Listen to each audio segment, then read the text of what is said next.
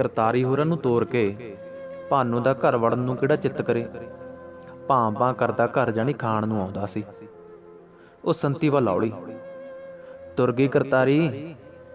ਸੰਤੀ ਨੇ ਭਾਨੋ ਨੂੰ ਪੀੜੀ ਦਿੰਦਿਆਂ ਪੁੱਛਿਆ, ਆਹੋ ਆਖਰ ਜਾਣਾ ਹੀ ਸੀ ਆਪਣੇ ਘਰ ਨੂੰ।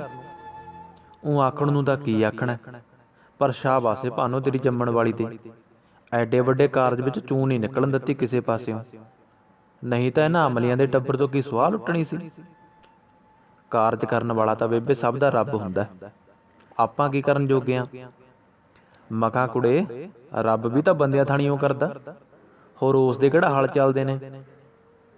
ਊਂ ਬੇਬੇ ਕੁੜੀਆਂ ਦਾ ਹੁੰਦਾ ਕੁਛ ਨਹੀਂ, ਬਿੰਦ ਚ ਪਰਾਈਆਂ ਹੋ ਕੇ ਤੁਰ ਜਾਂਦੀਆਂ ਨੇ। ਸੰਸਾਰ ਦੀ ਇਹੋ ਰੀਤ ਹੈ, ਕਿਸੇ ਦੇ ਕੀ ਵੱਸ ਦੀ ਗੱਲ ਹੈ।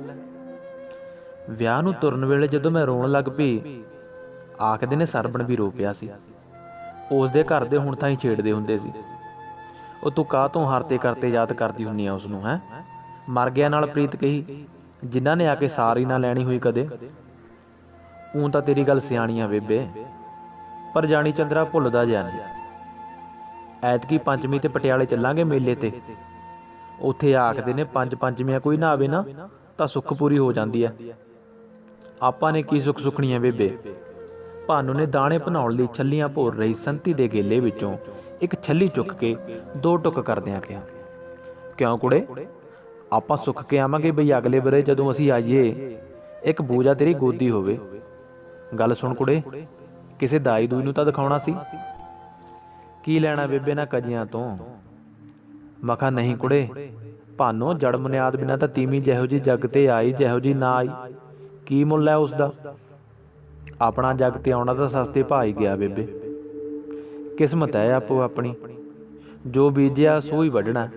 ਅਖੇ ਮਾਂ ਨੇ ਜਾਏ 5 ਪੁੱਤ, ਕਰਮ ਨੇ ਦਿੱਤੇ ਵੰਡ। ਜੇ ਜੈ ਬੜਾ ਰੱਬ ਕਿਤੇ ਟੱਕਰ ਜੇ, ਊਂ ਉਸ ਨੂੰ ਪੁੱਛਾਂ ਤਾਂ ਸਹੀ ਵੀ ਐਡਾ ਕੀ ਮੈਂ ਭੁੰਨ ਕੇ ਬੀਜਿਆ। ਰੱਬ ਕਾਹਨੂੰ ਟੱਕਰਦਾ ਕਿਸੇ ਨੂੰ, ਆਪ ਦਾ ਭੇਤ ਤਾਂ ਉਸਨੇ ਕਿਸੇ ਨੂੰ ਦਿੱਤਾ ਹੀ ਨਹੀਂ। ਸਾਰੇ ਜੀ ਸੰਸੇ ਨੇ, ਜਿਵੇਂ ਮਰਜ਼ੀ ਕਰੀ ਚਲੋ। ਭਾਨੋ ਵਿਹਲੀ ਐ, ਮੇਰਾ ਸਿਰ ਤਾਂ ਫੋਲੀ ਜਰਾ ਕੁ, ਕੋਈ ਜੂੰ ਲੇਖੀ ਨਾ ਹੋਵੇ। ਖਾਜ ਜੀ ਹੁੰਦੀ ਸੀ ਕੱਲ ਦੀ। ਬਚਨੀ ਨੇ ਗਿੱਲੇ ਵਾਲ ਲੈ ਕੇ ਭਾਨੋ ਦੇ ਅੱਗੇ ਆ ਕੇ ਬੈਠਦਿਆਂ ਕਿਹਾ। ਭਾਨੋ ਨੇ ਅੱਧੀ ਭੋਰੀ ਹੋਈ ਛੱਲੀ ਗੋਲੇ ਵਿੱਚ ਰੱਖ ਦਿੱਤੀ ਤੇ ਹੱਥ ਝਾੜ ਕੇ ਬਚਨੀ ਦਾ ਸਿਰ ਫਰੋਲਣ ਲੱਗ ਪਈ। ਸੰਤੀ ਘੁੱਟੀ ਵਟੀ ਜਿਹੀ ਬੈਠੀ ਛੱਲੀਆਂ ਭੋਰਦੀ ਰਹੀ। ਕੁਛ ਨਹੀਂ ਤੇਰੇ ਸਿਰ 'ਚ ਤਾਂ। ਸਾਰਾ ਸਿਰ ਫਰੋਲ ਕੇ ਭਾਨੋ ਨੇ ਕਿਹਾ, ਅੱਛਾ ਚੱਲ ਜਿਉਂਦੀ ਰਹਿ। ਭਰਮ ਜਿਹਾ ਨਿਕਲ ਗਿਆ। ਕਹਿੰਦੀ ਬਚਨੀ ਸੰਤੀ ਵੱਲ ਝਾਕ ਕੇ ਆਪਣੇ ਘਰ ਨੂੰ ਤੁਰ ਗਈ। ਕਾਹਨੂੰ ਫੋਲਣਾ ਸੀ ਤੂੰ ਸਿਰ। ਬਚਨੀ ਦੇ ਚਲੇ ਜਾਣ ਮਗਰੋਂ ਸੰਤੀ ਨੇ ਤਿਉੜੀਆਂ ਪਾ ਕੇ ਕਿਹਾ, ਲੈ ਤਾਂ ਕੀ ਹੋ ਗਿਆ ਬੇਬੇ। ਤੈਨੂੰ ਨਹੀਂ ਪਤਾ, ਇਹ ਤਾਂ ਸਿਆਣਿਆਂ ਤੋਂ ਧਾਗੇ ਤਵੀਤ ਕਰਾਉਂਦੀ ਫਿਰਦੀ ਆ। ਆ ਪਿੱਛੇ ਜੇ ਸਤਮਾਹਾ ਮੁੰਡਾ ਹੋ ਕੇ ਮਰ ਗਿਆ ਸੀ ਨਾ, ਮੈਨੂੰ ਕੁਛ ਨਹੀਂ ਹੋ ਚੱਲਿਆ। ਭਾਨੋ ਨੇ ਥੰਦੇ ਹੱਥ ਧਰਤੀ ਉੱਤੇ ਘਸਾਉਂਦਿਆਂ ਕਿਹਾ, ਕਾਹਨੂੰ ਕਿਸੇ ਨੂੰ ਕੁਛ ਹੋਵੇ ਕੁੜੇ। ਤੈਂ ਤਾਂ ਜੱਗ ਤੇ ਆ ਕੇ ਅਜੇ ਦੇਖਿਆ ਹੀ ਕੀ ਹੈ। ਬਥੇਰਾ ਕੁਝ ਦੇਖ ਲਿਆ, ਹੁਣ ਤਾਂ ਜਾਣੀ ਰੱਬ ਚੱਕ ਲੇ। ਲੈ ਸੁਣ ਲੈ, ਅਖੇ ਕੋਹ ਨਾ ਚੱਲੀ ਬਾਬਾ ਤਿਹਾਈ। ਧਰਮ ਨਾਲ ਬੇਬੇ ਹੁਣ ਤਾਂ ਇਉਂ ਲੱਗਦਾ ਜਿਵੇਂ ਸਾਰੀ ਕੋਹ ਲੰਘ ਆਈ ਹਾਂ, ਬਸ ਇੱਕ ਅੱਧਾ ਕੋਹ ਰਹਿੰਦਾ। ਕਦੇ ਕਦੇ ਉਈਓ ਚਿੱਤ ਉੱਧਰ ਜਾਂਦਾ ਹੁੰਦਾ। ਕੋਈ ਨਹੀਂ, ਤੂੰ ਵੀ ਸੱਚੀ ਐ। ਇੱਕ ਵਾਸੀ ਤਾਂ ਰੋਟੀ ਵੀ ਜਲ ਜਾਂਦੀ ਹੈ। ਡੋਗਰ ਜਿਉਂਦਾ ਹੁੰਦਾ ਤਾਂ ਮੈਨੂੰ ਕੋਈ ਫਿਕਰ ਨਹੀਂ ਸੀ ਹੋਣਾ। ਹੁਣ ਤਾਂ ਕਦੇ ਕਦੇ ਬਾਪੂ ਜਾਣੀ ਸਾਮਰ ਤੱਕ ਅੱਖਾਂ ਮੂਹਰੇ ਆ ਖੜਦਾ, ਜਿਵੇਂ ਕਹਿੰਦਾ ਹੋਵੇ, ਨਿਜੜੀਏ ਤੂੰ ਵੀ ਧੋਖਾ ਦੇਗੀ। ਖਬਰ ਨਹੀਂ ਕਿਵੇਂ ਠੇਡੇ ਖਾਂਦਾ ਫਿਰਦਾ ਹੋਊ। ਆਪਣੀਆਂ ਆਪਣੀਆਂ ਲਿਖੀਆਂ ਭੋਗਣੀਆਂ ਨੇ। ਉਸ ਦੀ ਕਿਸਮਤ 'ਚ ਨਹੀਂ ਸੀ ਧੀਆਂ ਪੁੱਤਾਂ ਦਾ ਸੁੱਖ, ਕਿਸੇ ਦੇ ਕੀ ਅਖਤਿਆਰ ਹੈ। ਕੋਲ ਹੁੰਦੀ ਸੀ, ਦੁੱਖ ਦੇ ਸੁੱਖ ਦੇ ਪਾਣੀ ਤਾਂ ਫੜਾਉਂਦੀ ਸੀ। ਹੁਣ ਤਾਂ ਕਿਸੇ ਨੇ ਮਰੇ ਦੀ ਵੀ ਖਬਰ ਨਹੀਂ ਕਰਨੀ। ਭਾਨੋ ਨੇ ਅੱਖਾਂ ਭਰ ਕੇ ਕਿਹਾ, ਨਾ ਮੇਰੀ ਸਾਊ ਇੰਨਾ ਨਹੀਂ ਉਧਰੀ ਦਾ। ਮੈਂ ਆਖ ਦੂੰਗੀ ਜੇਠੂ ਰਾਜੇ ਨੂੰ ਵੀ ਕਿਤੇ ਜਾਂਦਾ ਆਉਂਦਾ ਪਤਾ ਸਤਾ ਲੈਂਦਾ ਆਵੇ। ਕਾਹਨੂੰ ਬੇਬੇ, ਮੁੜ ਕੇ ਘਾਓ ਕਾਹਦੇ ਲਈ ਉਚੇੜਨੇ ਨੇ। ਉਸ ਖਾਤਰ ਤਾਂ ਮੈਂ ਮਰ ਮੁੱਕ ਗਈ ਹਾਂ।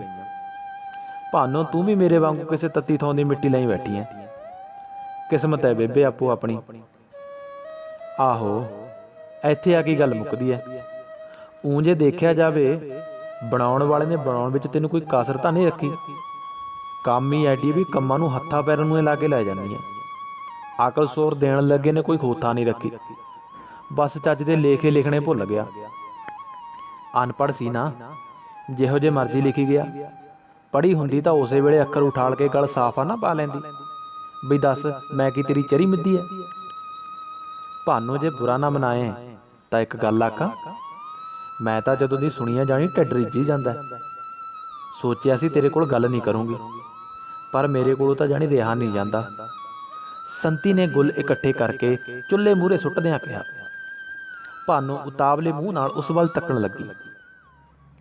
ਬੀਬੋ ਦੇ ਵਿਆਹ ਵਿੱਚ ਹਰੀਆ ਮਾਰਿਆ ਆਇਆ ਸੀ ਨਾ, ਕਰਤਾਰੀ ਦੇ ਪ੍ਰਾਹੁਣੇ ਦਾ ਭਾਈ। ਉਸ ਦੀ ਇੱਕ ਸਾਲੀ ਐ। ਪ੍ਰਾਹੁਣਾ ਲਿਜਾਂਦਾ ਨਹੀਂ, ਕਈ ਸਾਲ ਹੋ ਗਏ। ਇਹ ਤਾਂ ਹੁਣ ਅਗਲਿਆਂ 'ਚ ਹੀ ਨੁਕਸ ਕੱਢਦੇ ਨੇ, ਪਰ ਉਹ ਆਪ ਵੀ ਚੰਗੀ ਨਹੀਂ ਸੁਣੀਂਦੀ। ਵਿਆਹ ਤੋਂ 7ਵੇਂ ਮਹੀਨੇ ਮਗਰੋਂ ਸਾਬਤ ਸਬੂਤ ਮੁੰਡਾ ਜੰਮ ਪਿਆ ਸੀ। ਪਤਾ ਲਾਉਣ ਵਾਲੇ ਛੱਡਦੇ ਨੇ। ਸਾਰੀ ਗੱਲ ਦਾ ਪਤਾ ਲਾ ਲਿਆ। ਮੁੰਡਾ ਮਰ ਗਿਆ 2 ਮਹੀਨਿਆਂ ਦਾ ਹੋ ਕੇ, ਪਰ ਅਗਲਿਆਂ ਨੇ ਮੁੜ ਬੱਤੀ ਨਹੀਂ ਵਾਹੀ। ਮੈਂ ਤੈਨੂੰ ਦੱਸਾਂ ਭਾਨੂੰ, ਹਰੀਆ ਮਾਰਿਆ ਬਹਿ ਜੇ ਉਸ ਦੀ ਬੇੜੀ। ਆ ਤੇਰਾ ਜੇਠ ਦੱਸਦਾ ਸੀ ਨਰੈਣ ਨਾਲ ਗੰਢ ਧੁੱਪ ਕਰਦਾ ਸੀ। ਆਖੇ ਭਾਨੂੰ ਦੇ ਕੁਛ ਹੋਣਾ ਹੁੰਦਾ ਤਾਂ ਹੁਣ ਤਾਂ ਹੀ ਹੋ ਜਾਂਦਾ। 2 ਸਾਲ ਹੋ ਗਏ ਘਰ ਵਸਦੀ ਨੂੰ। 600 'ਚ ਗੱਲ ਪੱਕੀ ਕਰ ਗਿਆ। ਮੈਨੂੰ ਤਾਂ ਲੱਗਦਾ ਤੇਰਾ ਭਰਿਆ ਭੁਕੰਨਿਆ ਘਰ ਦੇਖ ਕੇ ਉਸ ਚੰਦਰੇ ਦੀ ਨੀਤ ਫਿੱਟ ਗਈ। ਨਰੈਣ ਦੇ ਤਾਂ ਬਟਾਈ ਵਾਲੇ 10 ਮਣ ਦਾਣੇ ਨਹੀਂ ਸੀ ਪੱਲੇ ਪਾਉਂਦੇ ਹੁੰਦੇ, ਤੇ ਹੁਣ ਤੂੰ ਆਪ ਸੁਰਤ ਰੱਖਦੀ ਐ ਤਾਂ ਸੁੱਖ ਨਾਲ ਛੱਤ ਥਾਈਂ ਦਾਣਿਆਂ ਦੀਆਂ ਬੋਰੀਆਂ ਬੋਰੀਆਂ ਜੜੀਆਂ ਪਈਆਂ ਨੇ। ਨਾਲੇ ਊਂ ਵੀ ਤਾਂ ਨਰੈਣ ਬੰਦਾ ਬਣਾਤਾ ਤੂੰ ਆ ਕੇ, ਅੱਗੇ ਤਾਂ ਅੱਖੀ ਨਹੀਂ ਸੀ ਖੋਲ੍ਹਦਾ ਕਿਸੇ ਵੇਲੇ। ਭਾਨੂੰ ਡੌਰ ਭੌਰ ਹੋਈ ਸੰਤੀ ਦੇ ਮੂੰਹ ਵੱਲ ਤੱਕਦੀ ਰਹੀ। ਫਿਰ ਜਿਵੇਂ ਕੁਝ ਚੇਤੇ ਆ ਗਿਆ ਹੋਵੇ, ਉਹ ਇੱਕਦਮ ਉੱਠ ਕੇ ਖੜੀ ਹੋ ਗਈ। ਭਾਨੂੰ, ਮੇਰਾ ਨਾਂ ਨਾ ਲਈ, ਹਾੜੇ ਮੇਰੀ ਧੀ। ਐਵੇਂ ਹੋਰ ਨਰੈਣ ਮੇਰੇ ਝਾਟੇ ਪੱਟੂ, ਨਾਲੇ ਚਿੰਬੜੂਗਾ ਤੇਰਾ ਜੇਠ ਵੀ ਤੈਂ ਗਾਹਾਂ ਕਾਤੇ ਗੱਲ ਕਰਤੀ। ਮੇਰੇ ਕੋਲੋਂ ਤਾਂ ਜਾਣੀ ਰਿਹਾ ਨਹੀਂ ਗਿਆ, ਮੈਂ ਤਾਂ ਆ ਤੈਨੂੰ ਦੱਸਦੀ। ਭਾਨੂੰ ਇੰਨਾ ਸੁਣ ਕੇ ਘਰ ਵੱਲ ਨੂੰ ਤੁਰ ਪਈ। ਭਾਨੂੰ, ਤੈਨੂੰ ਸਹੁੰ ਲੱਗੇ ਜੇ ਗੱਲ ਕਰੇਂਗਾ ਹਾਂ। ਸੰਤੀ ਨੇ ਪਿੱਛੋਂ ਫੇਰ ਤਾਕੀਦ ਕੀਤੀ। ਭਾਨੂੰ ਨੇ ਬਾਰ ਨਾਲੋਂ ਜਿੰਦਰਾ ਖੋਲ੍ਹਿਆ, ਅੰਦਰ ਜਾ ਕੇ ਘੱਗਰਾ ਲਾਹਿਆ, ਘੜੇ ਵਿੱਚੋਂ ਪਾਣੀ ਪੀਣ ਲੱਗੀ। ਘੜਾ ਤਾਂ ਖਾਲੀ ਪਿਆ ਸੀ,